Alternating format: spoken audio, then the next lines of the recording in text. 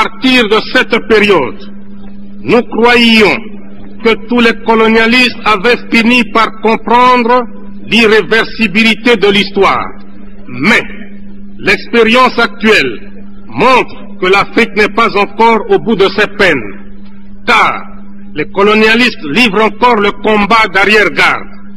En effet, des mercenaires blancs, payés par certains pays, avaient cherché à reconquérir même certains pays déjà indépendants. C'est le cas de la République démocratique du Soudan, de la République fédérale du Nigeria et de celui de mon pays, le Zaïre. Dans la ville de Bukavu, à l'est du Zaïre, un mercenaire blanc, venu d'Europe, s'était proclamé sans rire président de la République du Zaïre. Si un noir l'avait fait en Europe, on l'aurait pris pour un humoriste de mauvais goût, un détraqué mental.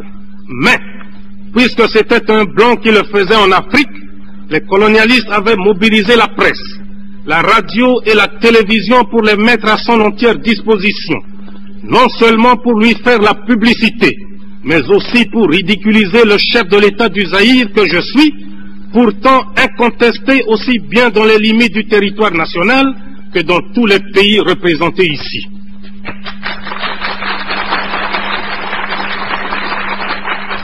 Une telle provocation est pour moi une insulte intolérable que je ne peux pardonner. Au moment où je vous parle, la situation anachronique qui prévaut actuellement en Angola, en Rhodésie, au Mozambique, en Namibie, en Afrique du Sud, est impensable sans un soutien réel de certaines puissances occultes.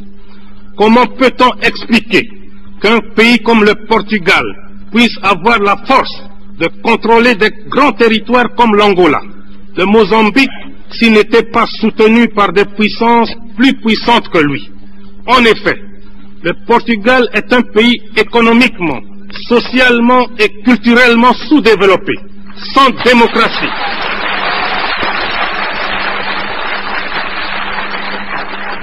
Sans démocratie, sans aucune force militaire.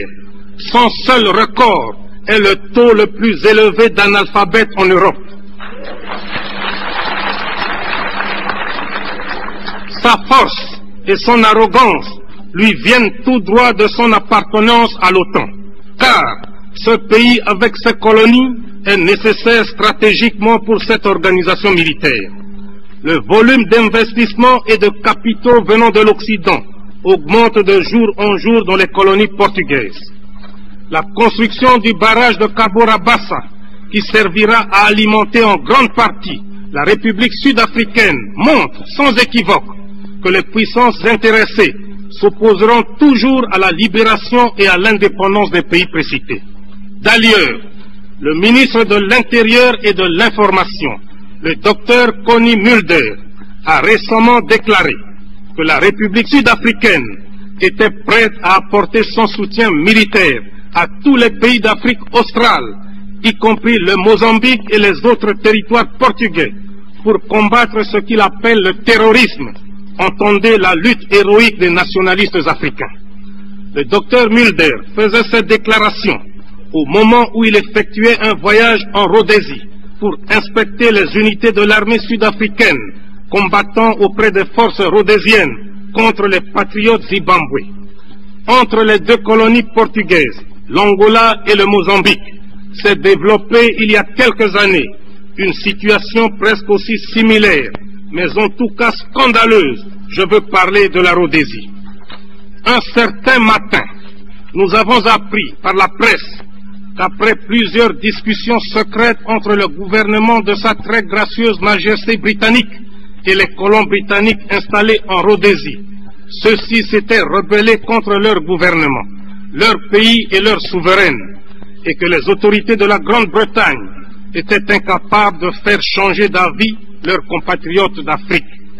La Grande-Bretagne a comme devise « Dieu est mon droit », ce qui, je suppose, signifie que le rôle du gouvernement de ce pays est de faire régner la justice là où il en a l'autorité. En survolant l'histoire de ce grand peuple, on constate qu'il a largement justifié l'existence de cette devise et qu'il a même outrepassé la simple justice pour la confondre avec ce qu'il pouvait appeler le seul droit de la grande île.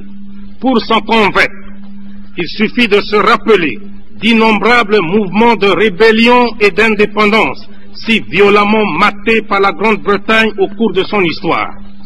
Pour l'Afrique, l'exemple du Kenya est frappant.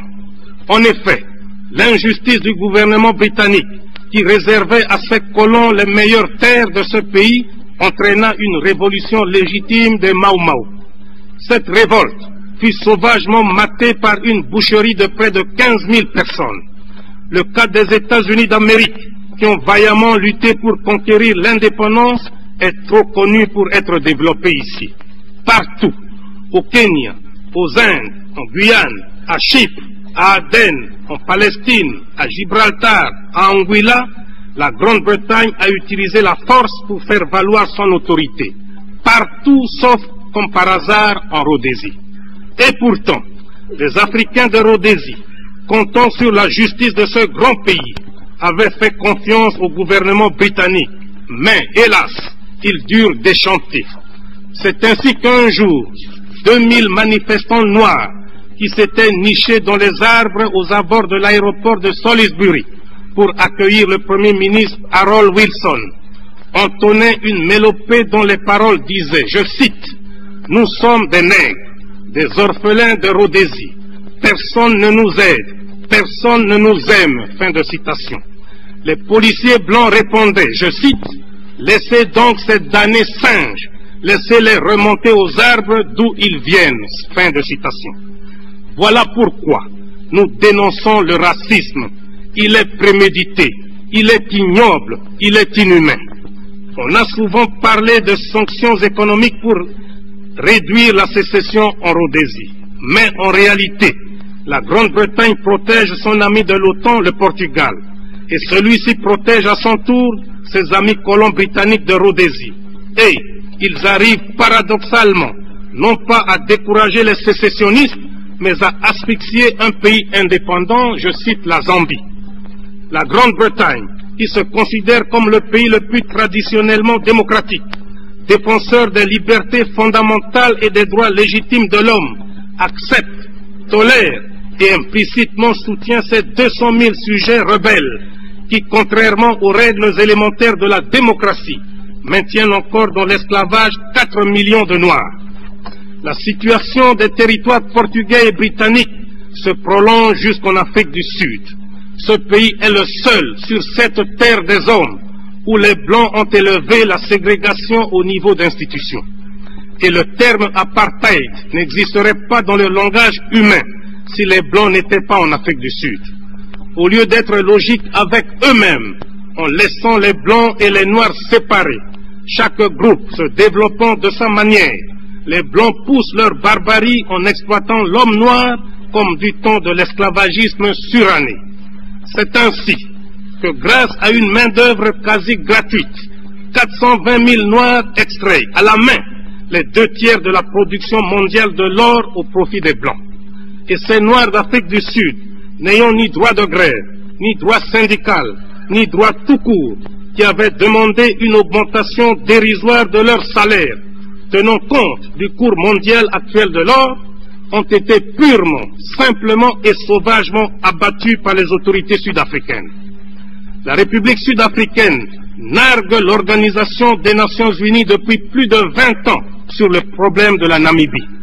Et la chose la plus grave que les racistes sud-africains font actuellement, c'est la balkanisation de ce grand territoire africain. Face à ce complot contre l'Afrique indépendante, 3 pays essayent de coordonner leurs efforts afin d'assurer d'une part leur propre sécurité et d'autre part afin que les pays actuellement occupés soient libérés. J'en profite d'ailleurs pour rendre un vibrant hommage à mes frères Julius Nyerere et Kenneth Kaunda pour leur sagesse et leur détermination à la cause de la libération africaine. La mise en commun de nos moyens dans le cadre d'une conférence tripartite permanente permettra, j'en suis convaincu, la création d'un axe de dissuasion Kinshasa-Lusaka-Dar es Salaam. Tous ceux qui aiment l'Afrique doivent aider la Tanzanie, la Zambie et le Zaïre à assumer leurs responsabilités.